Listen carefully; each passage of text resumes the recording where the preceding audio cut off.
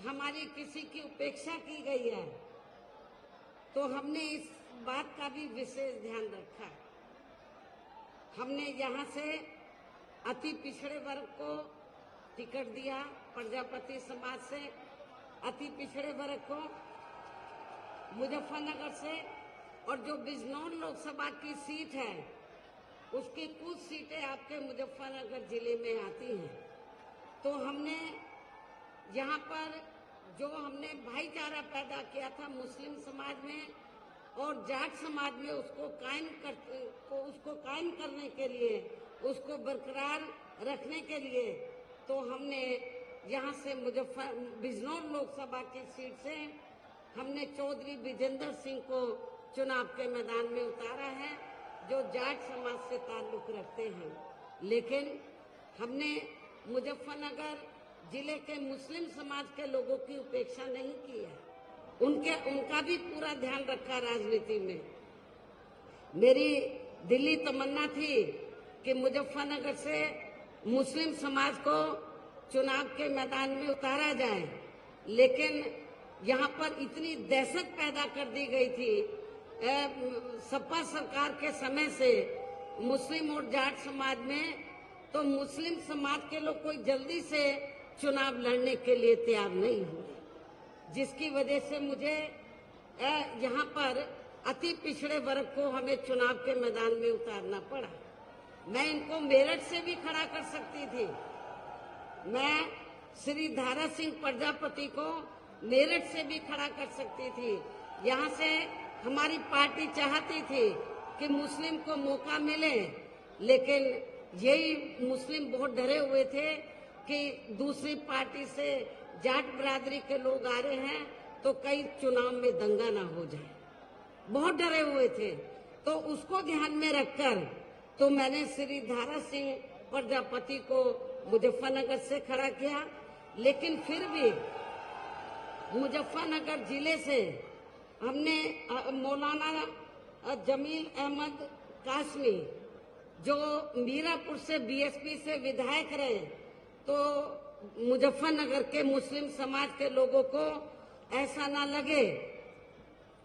कि उनकी उपेक्षा हो रही है, तो मैंने उनको आपके मुजफ्फरनगर लोकसभा की सीट से ही उत्तराखंड में एकदम लगी हरिद्वार लोकसभा की सीट है, तो मैंने इनको फिर मौलाना जी को चुनाव के मैदान में वहां से उतारा है। अब वो हरिद्वार से चुनाव जीत के जाएंगे तो समझ लो वो अकेले हरिद्वार ही नहीं, आप लोगों को लगेगा कि वो मुजफ्फरनगर के निवासी हैं, तो वो दोनों जगह के वो मेंबर पार्लियामेंट एक तरीके से आपके सामने वो रिप्रेजेंट करेंगे, मतलब। तो इसलिए हमने मुस्लिम समाज का यहाँ नहीं दिया, तो हमने उनको मौका बगल की हरिद्वार लोकसभा की सीट से दिया है।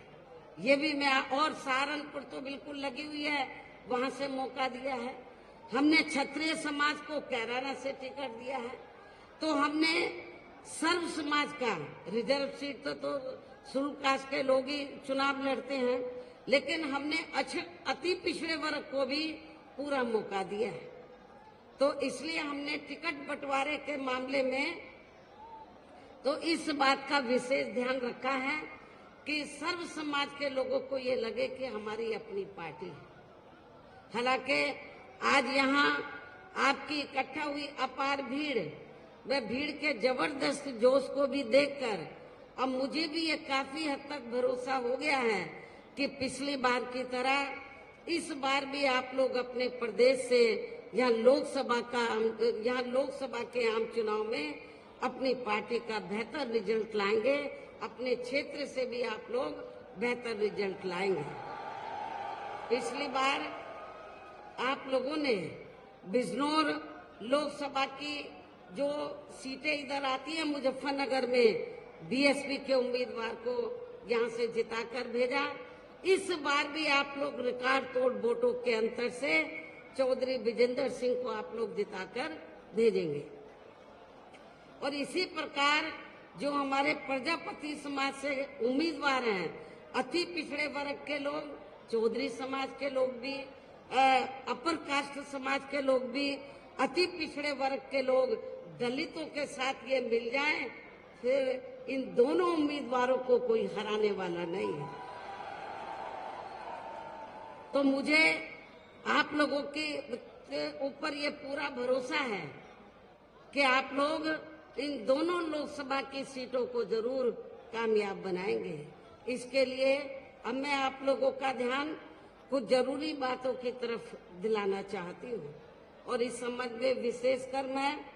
कांग्रेस, बीजेपी व इनके अन्य सभी सहयोगी दलों के बारे में ये कहना चाहूंगी कि आजादी के बाद शुरू में केंद्र व देश के काफी राज्यों में भी ज्यादातर सत्ता यहाँ कांग्रेस पार्टी के हाथों में ही केंद्रित रही है, किंतु इनकी खासकर दलित व आदिवासी एवं अन्य पिछड़ा वर्ग विरोधी तथा अन्य और मामलों में भी रही गलत नीतियों एवं गलत कार्य प्रणाली आदि की वजह से ही फिर इस पार्टी को केंद्र व काफी राज्यों की भी सत्ता से बाहर होना पड़ा है तथा यही स्थिति इनकी सहयोगी पार्टियों की भी बनी रही है, जिस कारण ही फिर हमें बहुजन समाज पार्टी को बनाने की जरूरत पड़ी है। और अब पिछले कुछ वर्षों से बीजेपी एवं इनके सहयोगी दल केंद्र व अधिकांश राज्यों की भी सत्ता में काबिज हो गए हैं। साथ ही इनकी भी ज्यादातर जातिवादी, पूंजीवादी, संकीर्ण, सांप्रदायिक व द्वेषपूर्ण नीतियों एवं कार्य प्रणाली आदि से तथा इनकी कथनी व करनी में भी काफी अंतर होने की वजह से ही ऐसा लगता है कि इस बार ये पार्टी भी यानी कि भारतीय जनता पार्टी भी केंद्र की सत्ता में आसानी से वापस आने वाली नहीं है, बशर्ते यदि ये चुनाव इस बार फ्री एंड फेयर होता है तथा आम चर्चा के मुताबिक वोटिंग मशीनों में भी कोई गड़बड़ी आदि नहीं की जाती है। और वैसे भी इस बार चुनाव में इनकी कोई भी पुरानी व नई चल रही नाटकबाजी, जुमलेबाजी व गारंटी आदि काम में आने वाली नहीं है, क्योंकि अब देश की जनता काफी हद तक इस बात को समझ चुकी है कि इनकी पार्टी ने अब तक देश के विशेषकर गरीबों, कमजोर तबकों, मध्यम वर्गीय एवं अन्य मेहनतकश लोगों को जो इन्हें अच्छे दिन दिखाने के असंख्य प्रलोभन भरे वायदे किए हैं तथा अनेकों हवाई व कागजी गारंटी भी दी है, तो उनका जमीनी हकीकत में अभी तक इन्होंने लगभग 1/4 हिस्सा भी कार्य पूरा नहीं किया है, बल्कि इसके स्थान पर इनका ज्यादातर समय व ताकत भी यहाँ इनके अपने चहेते रहे बड़े बड़े पूंजीपतियों एवं धन्ना सेठों को ही ज्यादा से ज्यादा मालामाल व धनवान आदि बनाने में तथा उन्हें हर स्तर पर छूट देने व बचाने में ही लगी रही है, जिनके अधिकांश आर्थिक सहयोग से ही ये पार्टी व अन्य पार्टियां भी अपना संगठन चलाती हैं तथा चुनाव आदि भी लड़ाती हैं, जिसका काफी कुछ खुलासा बॉन्ड की आई अभी हाल ही में बॉन्ड की आई रिपोर्ट से भी हो जाता है। इसके साथ ही अब ऐसा लगता है कि कांग्रेस पार्टी की तरह बीजेपी ने भी केंद्र की तमाम सरकारी जांच एजेंसियों का ज्यादातर राजनीतिकरण ही कर दिया है। इसके अलावा देश के किसान वर्ग भी वर्तमान बीजेपी की सरकार में शुरू से ही अपनी विभिन्न समस्याओं को लेकर काफी ज्यादा दुखी व परेशान रहे हैं और अभी भी हैं, जबकि यूपी में 4 बार हमारी पार्टी की रही सरकार ने इनके हितों का भी हर स्तर पर विशेष ध्यान रखा है। हमारे पश्चिमी यूपी के किसान भाइयों को ये मालूम है कि जब मेरे नेतृत्व में सरकार बनी तो हमने आपकी हर फसल का उचित दाम दिया और खास तौर से जो गन्ना किसान हैं तो गन्ना किसानों को पूर्व में और वर्तमान में भी अभी भी किसी की पार्टी की सरकार ने इतना रेट नहीं दिया है तो जितना हमारी सरकार ने रेट बढ़ाकर गन्ना किसानों को दिया। और हमने ये नहीं देखा, चाहे किसान है मजदूर हैं, तो इनके हितों का पूरा ध्यान रखा। इतना ही नहीं बल्कि केंद्र में पूर्व की रही कांग्रेसी सरकार की तरह ही वर्तमान भाजपा सरकार में भी इनकी जातिवादी, हीन, सांप्रदायिक एवं पूंजीवादी सोच व नीतियों के चलते ही पूरे देश में सर्व समाज में से खासकर गरीबों, दलितों, आदिवासियों, पिछड़े वर्गों, मुस्लिम एवं अन्य धार्मिक अल्पसंख्यक समाज के लोगों का भी पूर्ण रूप से विकास व उत्थान आदि नहीं हो सका है। और इस संदर्भ में वैसे आप लोगों को ये मालूम है कि पूरे देश में यहाँ दलितों, आदिवासियों एवं अन्य पिछड़े वर्गों का सरकारी नौकरियों में वर्षों से अधूरा पड़ा आरक्षण का कोटा भी अभी तक पूरा नहीं भरा जा सका है। विशेषकर एससी व एसटी वर्गों के सरकारी कर्मचारियों का पदोन्नति में आरक्षण तो अब काफी हद तक प्रभावहीन ही बना दिया गया है। साथ ही केंद्र व राज्यों में भी विरोधी पार्टियों की रही सरकारों में इन सभी वर्गों को प्राइवेट सेक्टर में आरक्षण दिए जाने की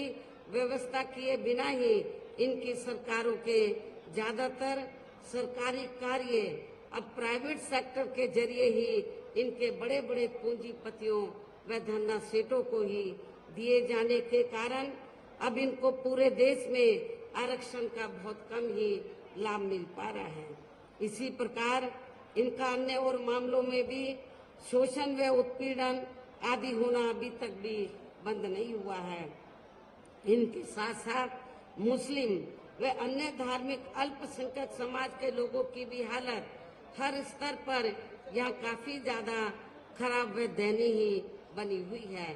जिसका काफी कुछ खुलासा सच्चर का। नमस्कार, मैं हूं मानक गुप्ता। अगर आपको हमारा ये वीडियो पसंद आया हो तो इसे लाइक और शेयर जरूर करें और हाँ, हमें सब्सक्राइब और फॉलो करना ना भूलें ताकि आप देश और दुनिया की कोई खबर मिस ना करें। तो जुड़े रहिए हमारे साथ और देखते रहिए न्यूज़ 24।